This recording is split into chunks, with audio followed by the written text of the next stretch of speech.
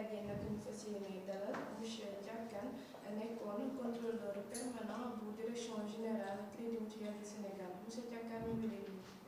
maa ngi lay fay. ñu fas yéene waxtaanee rek coowal héritage boobu ñu lay tuumaal ni bokk nga ci nit yi teg seen loxo gannaaw ak sorti bu Soumaïla Manga defoon tey xam ne sax ni xaalis bi ñu bloqué woon ci compte boobu Crédit Mutuel du Sénégal ndax mën nga ñu dellu si tuuti si mbir mi xewee. jërëjëf madame.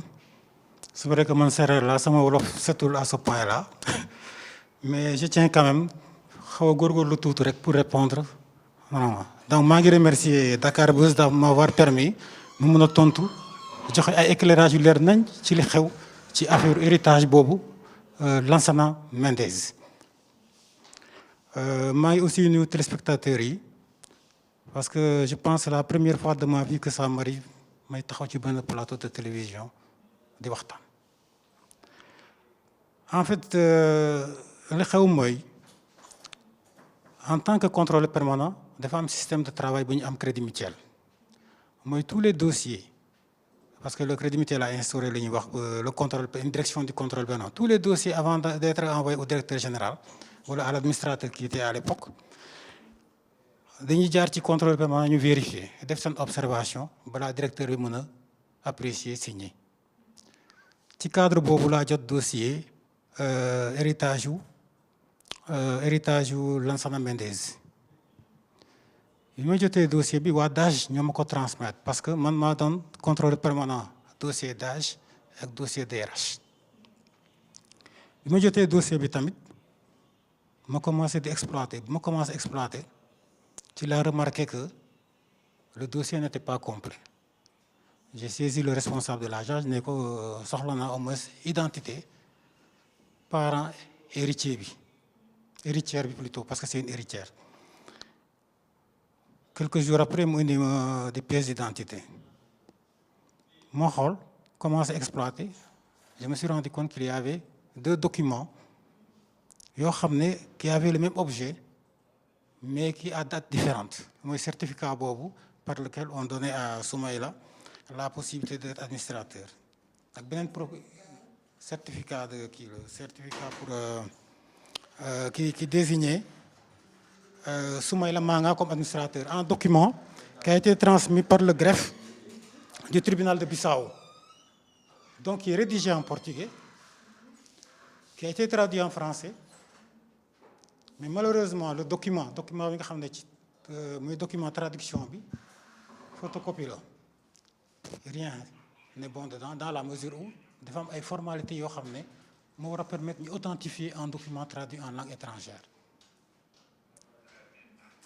c'est valable pour le certificat c'est valable pour la procuration du 16 février tous ces documents là effectivement juridiquement on ne doit même pas en tenir compte j'aurais même pu sur cette base rek rejeter dossier bi mais j'ai préféré dama décider woon dem def ay investigation yu gën a sori parce que pour man y avait un aspect social ci dossier bi parce que au-delà xaalis bi là il fallait sauver la situation de l'héritière parce que j'ai constaté beaucoup de manquements bi ma xoolee dossier bi je gis ñaari procuration ci la interpellé gens ma ne leen mais yéen comment se fait-il que ñu trouvé 2 documents yoo xam ne benn bi procuration la beneen bi kii la et à date différente ñu ne ma non parce que ñun on s'est rendu compte que le premier document qui a été fait c'est-à-dire le document du 10 juin le premier document c'est le certificat 150/216 délivré par le greffier Mamadi Camara du tribunal de Bissau a été fait après le décès de madame Mendes Moreira qui est la maman de l'héritière mooy yaayu héritière bi xam nga ndax moo leen gis ku dee di joxe procuration c'est la première fois de ma vie en tout cas ñu rejeté dossier bi mu indiwaat benn procuration du 16 février 2016 ñu jël dossier bi di ko traité donc sur ce fait-là Soumaïla est venu indi certificat de décès bi mu ñëwee ci responsable de la DAGE kooku yëgal ko ci man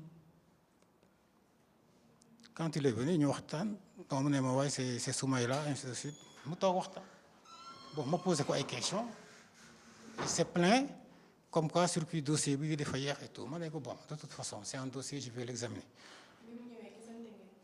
Non, Dieng moo ko indi le chargé de la direction des affaires, celui qui l'a amené dans mon bureau. Normalement il n'aurait même pas dû le faire parce que il ne m'a pas transmis le dossier. Je n'ai pas à recevoir de dossier de ce gosse. moom dafa xam ne ni dañ la présenté comme en tant que directeur CMS. Bon, ça c'est après qu'il a dit. Parce que loolu sax waxuñ ci. Il m'a rappelé le cursus, tout ce qui s'est passé à Ziguinchor avec le gérant de la caisse ak des directeurs régionaux bi. Il en a parlé. Ma posé ko ay questions. Mais dès qu'il est sorti bu mu génnee rek laa jël sama téléphone woo le gérant de la caisse de Ziguinchor ne ko mais Ben ah man de tey laa recevoir Soumaïla mais il a dit ça et ça on a longuement échangé il m'a donné beaucoup d'informations. Non il se plaint du dossier bon nee na ma d'ailleurs xaalis bi pour sarax la. nee na xale bi mu ngi gën a Bissau dañ ko war a indi Sénégal mais balaa mu ñëw Sénégal dañ fa am ay sarax yu war a def xaalis boobu moom lañu parce que nee na njaawe yi loolu lañ gëm donc ay sarax la ma ne ah bon mais ok donc dès qu'il est parti rek ma woo directeur régional bi aussi il m'a parlé de son comportement de son agressivité et lui-même il parle de dire qu'on le traite d'indiscipline dans la vidéo. Les gens de la DAGE aussi se sont près de son comportement agressivité bi teg pression pensant que les gens vont céder man nag mag laa kenn du ma teg pression ma jël dossier bi xool je me rends compte effectivement que dossier bi tous les documents que le gosse a produits sont des faux ou bien ils ont été faits sur la base de faux documents ay faux lañu dara baaxu ci donc bi ma jëlee dossier bi 2 jours après il a débarqué à la direction bu mu débarqué direction ma toog en pleine réunion mu ne léegi il était venu s'enquérir de la suite du dossier. C'était en réunion mais j'ai pas le temps mais comme j'étais averti et je n'ai même pas l'obligation de le recevoir parce que joxuma dossier je dois rendre compte au directeur tout simplement j'ai pas à traiter avec lui je dis aux donner lui un numéro pour savoir ce qu'il veut commence par envoyer des SMS. ndax da nga mës a négocier ak moom pour mu jox la xaalis ndax nga mën a génne xaalis boobu. non mosuma négocier ak moom mais li mu wax sa dafa leer waxul ne man maa négocier dafa ñëw di déconner le vigile laa gis ko comme daf ko xam ne ko non garawul dinaa gis caka quand Ansoumane est venu dans mon bureau je lui ai dit mais c'est un dossier il faut qu'on l'examine il y a des investigations à faire. Ansoumane est parti Ansoumane lui a parlé et quand Ansoumane lui a parlé apparemment nee na Ansoumane daf ko laaj xaalis mais li génn ci SMS il m'a envoyé un SMS après la rencontre avec Ansoumane il me dit bonjour Ansoumane est passé me voir hier après t'avoir vu je lui ai dit que tout dépend de toi mon attitude dépend de ton comportement vis-à-vis de moi je passe lundi Inch'Allah je relance le message après avoir envoyé en premier sur le numéro que tu as mis sur la liste noire Soumaïla Manga hein non SMS bi ma envoyé la parce que tous les SMS yi ma envoyé ñëpp bu envoyé SMS rek dama koy verrouiller parce que je savais déjà fi ma jëm ak moom ci laa dem ci benn huissier bu tudd Richard Diatta mu def un PV de constat de tous les SMS que j'ai envoyés et que je l'ai envoyé aussi parce que je m'étais préparé déjà à une procédure vu son comportement parce que ma dignité moom ñi di jaar CMS xam nañ ma donc alors c'est pas fini hein Soumaïla Manga encore Ansoumane vient de m'appeler et m'a fait savoir ce qui semble blessant sur mes propos à partir d'aujourd'hui je veux la paix en restant à l'écoute mais toute attente a des limites si j'ai agi de cette manière c'est parce que je me sentais humilié mes excuses pour toutes les attaques mais xam nga waxul dara ci xaalis dafa ne mu ngi baalu pourtant ci vidéo bi dafa ne en ce moment dafa ne il faut nga joxe dara mu ne ko il n'en est pas question mais le SMS la contredit ce qu'il dit message bi leer na affaire xaalis kenn waxuñu ca fenkat la maa ngi koy wax fenkat la parce que SMS bi su doon par exemple ce qu'il a dit dans la vidéo il l'avait répété dans ses SMS on allait voir maintenant Il est revenu après par un autre SMS. Bonjour. C'est 2 jours après. Ça, c'était le 27 novembre. Il revient le 30 novembre pour dire bonjour. J'ai dit en ce moment de ne plus intervenir dans mon dossier, que je vais prendre en main moi-même, car tu n'es pas sincère. Je reviens sur mes excuses, car c'est lui qui m'a prié de le faire. Tu l'as mis dans cette affaire juste pour pouvoir jouer ta sale besogne de corrompu. Mais Serigne bi, le corrompu et le corrupteur, moi je sais et je suis informé. Qui est corrompu et qui est corrupteur, xam naa. Parce que j'ai échangé avec beaucoup de gens sur ce dossier.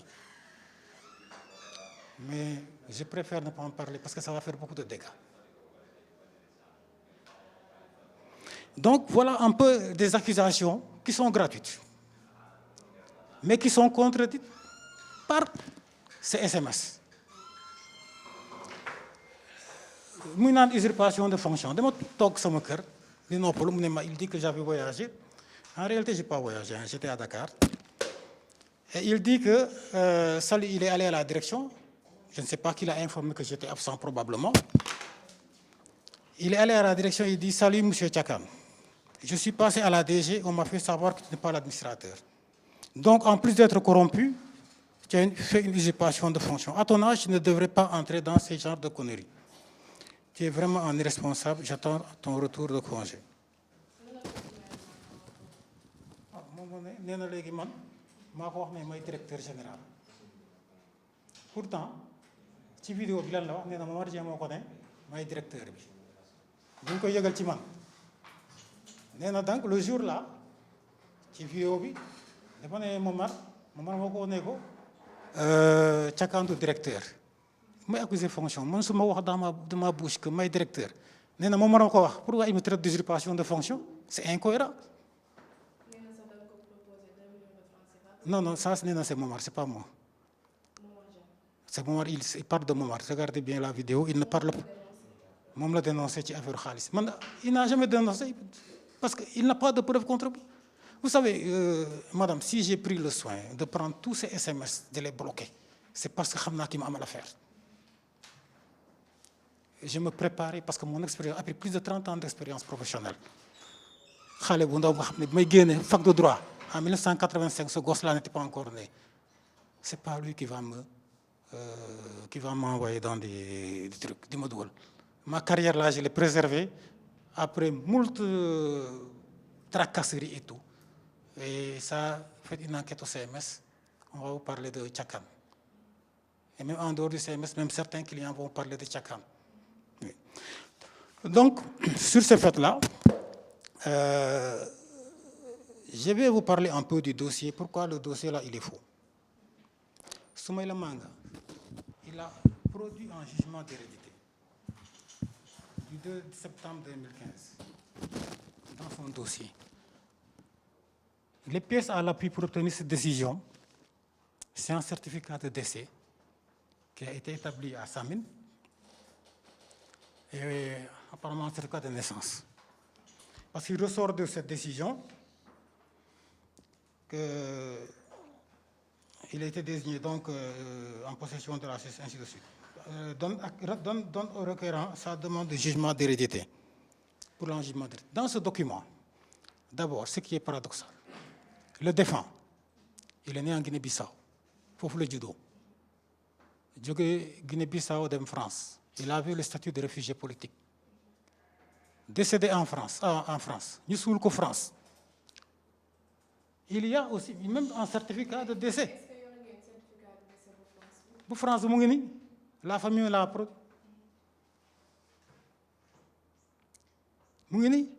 Maintenant, comment aujourd'hui on peut délivrer à cette personne-là un certificat de décès au Sénégal? Quelqu'un qui n'est même pas sénégalais. Décédé en France, nous sommes en France. Judo Guinée-Bissau. Nous avons un certificat au Sénégal. Samine, certificat de décès Samine Mouni. Deuxième bizarrerie dans ce dossier. On nous dit que l'héritière là est née le 2 septembre 2009. il ressort des documents que la famille a voulu mettre entre mes mains, que l'enfant est né le 24 décembre 2009. Et en 2015, la maman de l'héritière était vivante. Donc, si on a action, il y a des choses qui initié en 2015, saisir les juridictions en Guinée-Bissau, parce qu'il y a des gens en Guinée-Bissau, il y a des gens en Guinée-Bissau. Il faut initier d'abord le jugement d'hérédité, quitte à ce que les gens, après, nous fassons une requête aux fins d'exéquature, pour que la décision soit appliquée au Sénégal. Moi, je suis là, à l'insu de cette famille, parce que si vous regardez, la mère bi yegul dara, parce que la date de naissance, elle est erronée. Mais donc, quand j'ai examiné le dossier, j'ai mon directeur régional bu nekkoon Ziguinchor mooy Niabali ma ne ko Niabali gis nga dossier yi il faut nga saisir consul Guinée-Bissau pour mu leeral ñu ci affaire bi, mais aussi mu jàppale ñu pour ñu retrouver famille bi, parce que xale bi xale bu ndaw la, elle a à peine 8 ans.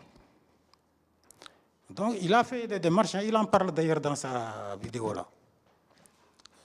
Bi ñu pare affaire bi yeex, am na benn collègue boo xam ne il s'appelle Justin Mendy, moo nekkoon le directeur financier.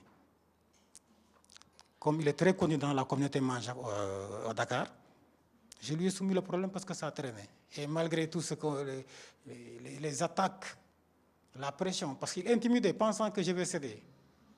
Man, je suis très serein, très professionnel. Moi, je le connais, indi famille.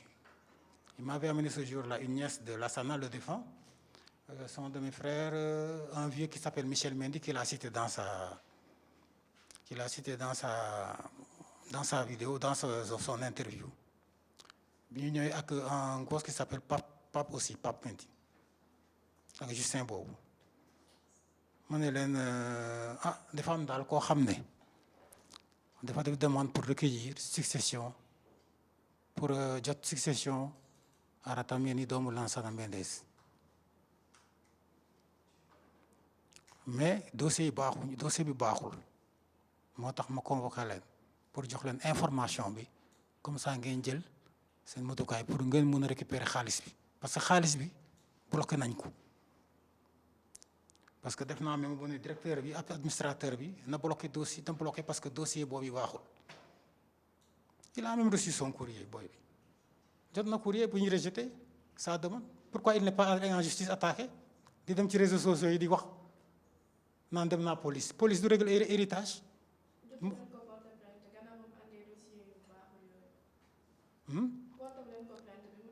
Non, man dama def sama recommandation. Nee naa leen yéen Crédit Mutuel porter une plainte pour faux usage de faux. Man sama bopp dinaa porter plainte parce que booy bi def ma doon saaga di ma menacer di ma sosal. loolu wax def naa ko moom ci boppam wax na ko. Je saisi dem nañ dig def dossier enquête envoyé dossier bi tribunal, le tribunal AG. Keroog à la barre.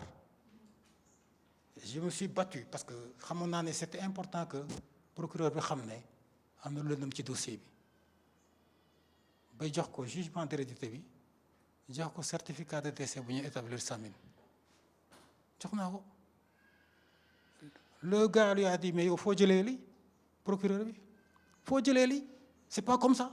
Effectivement, il y a une procédure. Même pour les transcriptions, il y a des procédures. Parce que c'est un débat juridique. Tu vois.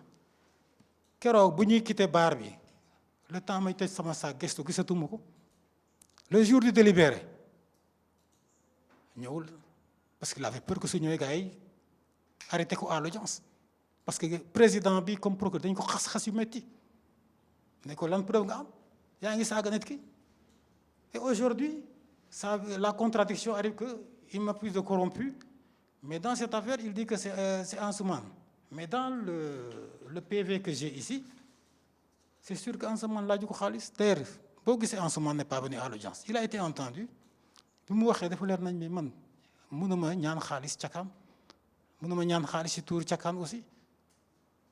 Donc vraiment, on n'a que des relations professionnelles. Tchakam, xawmako. Dama gis ne am nga problème, ma xam la. Parce qu'en ce moment, on se disait bonjour. c'est Ansoumane qui est venu de sa propre initiative nee na ma booy bi dafa am problème parce que dafa doon déconné ci suuf man ma expliqué ko il est allé le voir ils ont parlé il a reconnu sa faute ici par SMS toog mu ne ko mu ne corrompu xam nga gëm yàlla dafa baax yaru dafa baax te boo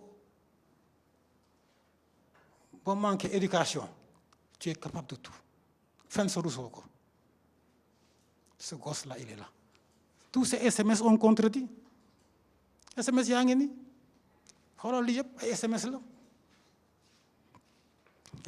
lii yëpp ay SMS mu koy envoyé di ma saaga di ma menacé parce que dafa commencé ay menaces chantage di menacer pensant que dinaa kii booy ma ne ko écoute fais ce que tu as envie de faire c'est même pas la peine de m'informer bu la informer wax naa ko fii ci benn SMS je vais faire ceci je vais si ma ne ko booy loo nar a def il me dit je voudrais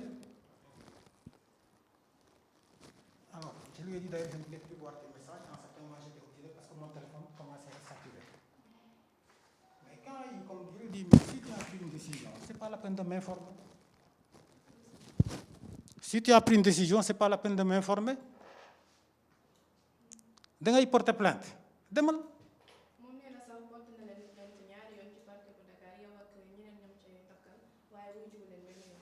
xam nga dinaa la wax leen man waxu Soumaïla mënuma ci gëm dara mais man jotuma convocation naka lay xam ndaxte il vous a won na leen plainte bi est-ce que gis ngeen ko ah le procureur nee na procureur xaw da classé sans suite parce que xam na ne booy bi nekkul ci dëgg te gis nga xale bi on aurait dû prendre des sanctions depuis très longtemps avec cette histoire de faux documents. Il envoie des SMS di saaga nit loolu fan la le juge l'a condamné et moi ce que je cherchais c'est pas de l'argent parce que ce gosse là amul liggéey et pour vous dire une chose le manque d'expérience de ce gosse quand il dit que Momar lui a dit directeur mais kii xamul luy organigramme mosul liggéey ci entreprise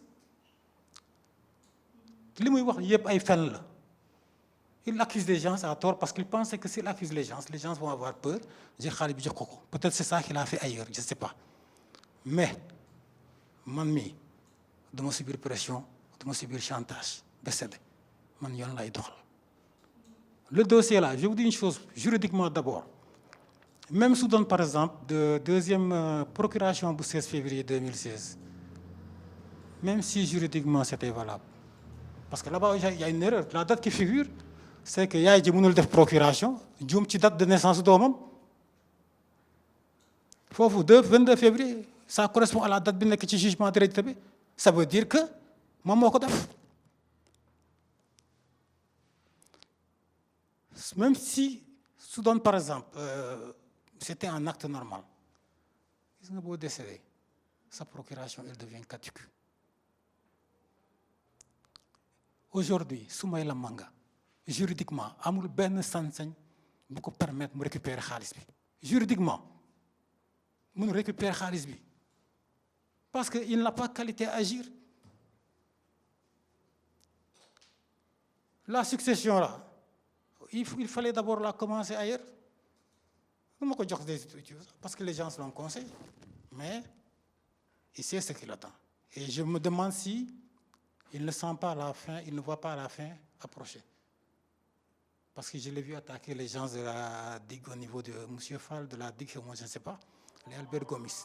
Le dossier est en justice. Et je vraiment, fi ma nekk nii li may ñaan justice ñetteel la jël dossier bi parce que problème social bu metti la xale bi nga xam ne depuis 2013 sa baay dafa décédé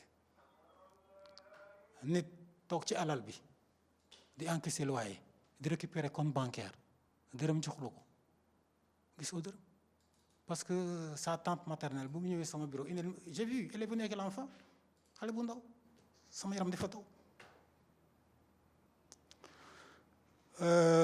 nee na effectivement Soumaïla ñëw na foofu laaj ko document mu jox ko ne boobu la ko gëj a gis fu mu dugal xaalis bi woon na leen ko boo dencal nit xaalis jox ko mu lekk jox ko mu faju balaa ngay denc pourtant il se sert il va pas dire qu'il se sert pas fan la denc xaalis bi moom la waroon nit ne leen wala xaalis bi damay xeex pour xale bi donc fii laa denc xaalis bi may encaissé ñu xam ne kii il se bat pour la fille ba léegi woon na leen fu mu dugal xaalis bi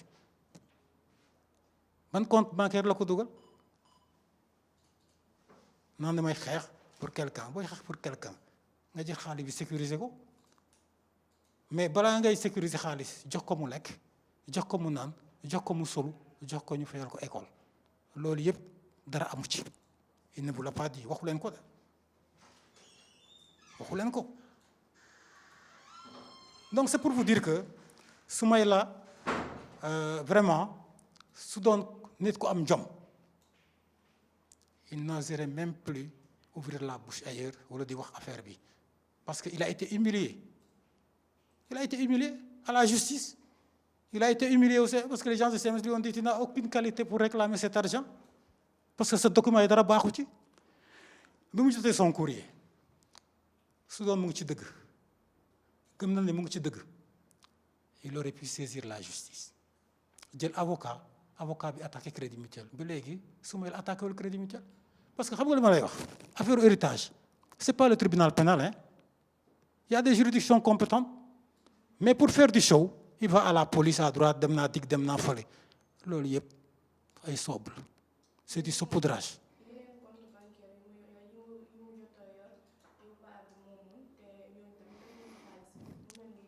non waa xam nga waa EGBS vraiment du ma ci dugg affaire EGBS du ma ci dugg man lan laa mën a wax mooy crédit mutuel nous avons des juristes très compétents on a regardé on a dit que c'est pas bon on a rejeté quand il est venu m'a parlé que non waa EGBS jox nañ ma ça c'est l'affaire de la EGBS et peut-être je vous invite peut-être aussi si possible ngeen jéem a rapprocher waa EGBS pour savoir sur quel motif la ñuy jox xaalis bi mais man du ma ci dugg c'est le problème de la EGBS du ma ci dugg man affaire CMS lay régler comme vous êtes des journalistes te da ngeen bëgg xam dem leen gëstu dem ba EGBS ngeen waxtaan ak ñoom su dee ça vous intéresse à ce point mais man personnellement je vous le dis je rentre pas dans les affaires de la EGBS je n'ai rien à voir avec la EGBS c'est pas mon problème ñoom ñoo joxe xaalis ñoom ñoo xam mais man personnellement j'ai demandé à ce que cet argent doit bloquer parce que tout simplement les documents qu'on m'a donnés c'est des faux ou bien ils ont été érigés sur la base de faux documents raison pour laquelle j'avais demandé maintenant su doon man j'ai eu le courage de l'attaquer en justice su doon am na lu ma ragal si je me sentais coupable quelque part du ma ko porter plainte c'est parce que moi je savais que j'ai affaire à un gosse qui n'est pas honnête moo tax ma porté ko plainte yaa que sama dara je me suis allé pour qui il dit que oui on m'a compris moi j'avais demandé qu'il soit poursuivi pour tous les faits qui figurent dans ce PV mooy injures menaces yi mais doon ay menaces amul la ma def je lui dis que je n'ai foutu de tes menaces faale kii yëngaluma ku nekk ci dëgg moo ma yëngal mais ku nekk ci fen du ma yëngal te xam naa ne ci fen la nekk et d'ailleurs moom ci boppam pendant longtemps il a disparu kenn waxatul il veut profiter de l'affaire Pouye là pour teg dossier bi sur la table fu mu nekkoon temps yëpp ça fait combien d'années kenn déggatu ko su dee daa sonn soxla xaalis na ut beneen pexe mais xaalis bi nekk crédit mutuel dañ ko sécuriser la famille là est en train de faire toutes les formalités bu jotee crédit mutuel da ko jox xaalis parce que man aussi c'est un problème c'est pour des raisons humanitaires sociales moo tax ma impliqué wu ci dossier bu pour retrouver famille bi héritage boobu xaalis boobu bu ñu ko bàyyi crédit mutuel xam nga fu mu mujjee il vous a expliqué crédit mutuel mënu ko jël mënu moom ko jël nañ fexe ba ñi ko moom jot ko parce que ki ko moom soxla na ko xale bu ndaw la kii bu nekkoon nit il aurait agi autrement parce qu'il wax na ma c'est que le père de la fille a fait pour lui il en a parlé koo xam ne vous n'êtes pas de hein bon en fait vous savez Soumaïla il a affaire mbokk yooyu bu ñu ci dugg sax parce que mais li wër ba wër mooy lan Soumaïla am na benn sœur koo xam ne ñoo bokk ndey ak baay un demi-frère, Manu, il est là à Guédiawaye. Il y a un oncle là qui est là aussi, qui est parti malheureusement en France et qui est bloqué par rapport avec l'arrêt des voyages. Et c'est le vieux là d'ailleurs qui s'est impliqué, qui est en train de suivre ce dossier. Mais je vous dis une chose, madame, je suis désolé de devoir de venir ici pour parler. Ce n'est pas mon habitude. Mais il faut que je lave mon honneur. Ce gosse-là, il a des faux documents. Il a le courage. Il n'a qu'à porter plainte pour le mort. Il faut que je dise, di joxe un certificat d'administration. Mais là, et ce certificat a même fait l'objet d'une demande d'exéquatur. Non, je disais que j'ai reçu.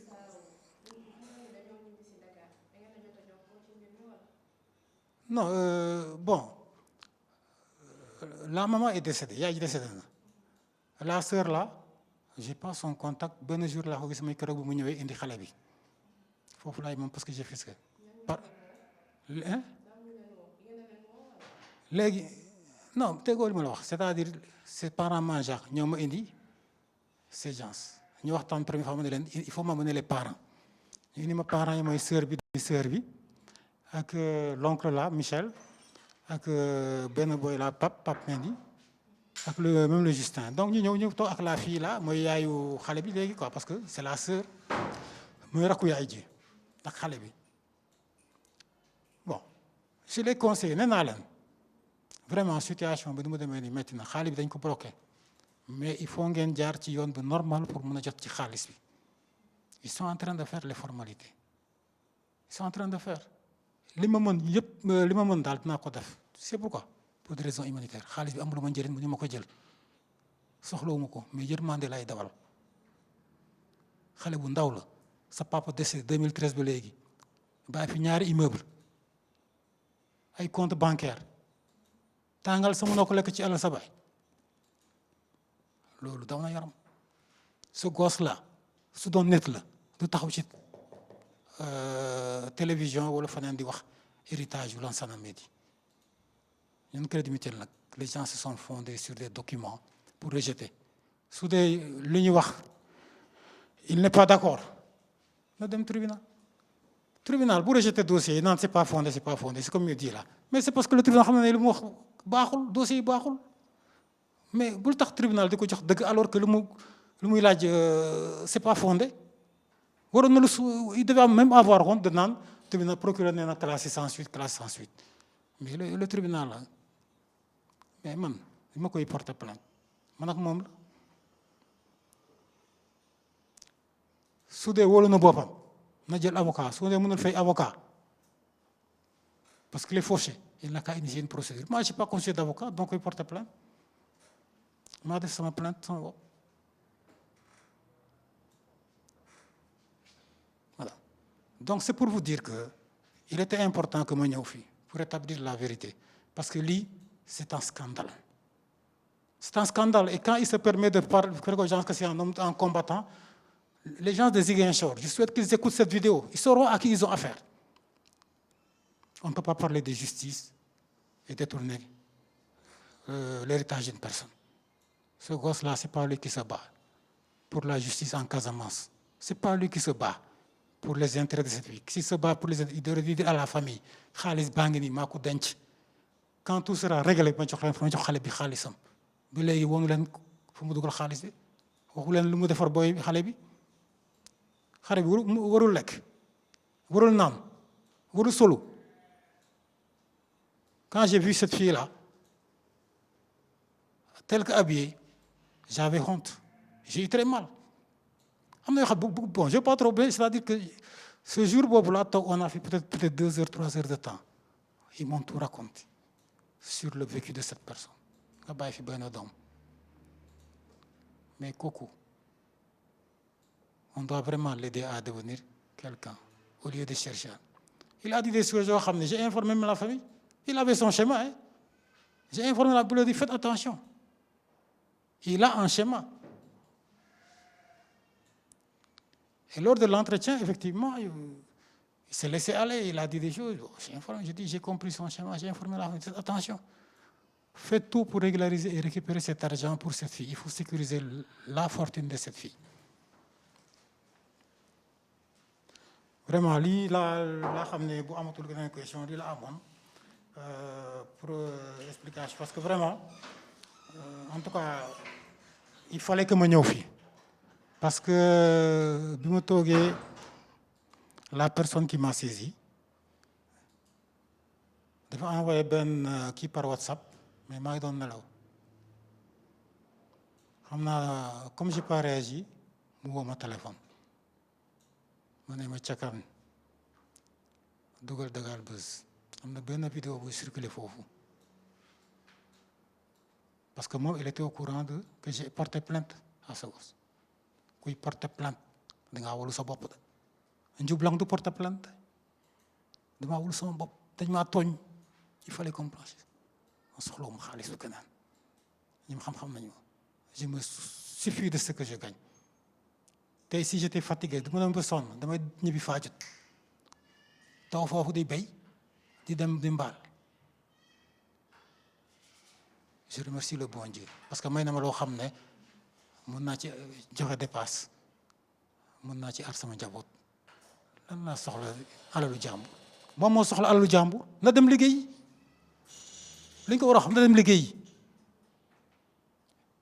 delloo alalu jàmbur moo gën. C'est lâche ce qu'il est en train de faire maa ko wax c'est lâche xale bu ndaw nga jël alalam il n'a qu'à vous dire ce qu'il a fait pour cette fille-là depuis que son père est décédé na leen ko wax bon le temps monte un peu parce que je suis vraiment sûr mais c'est pas ouais on prendrait un peu parce que quand même bon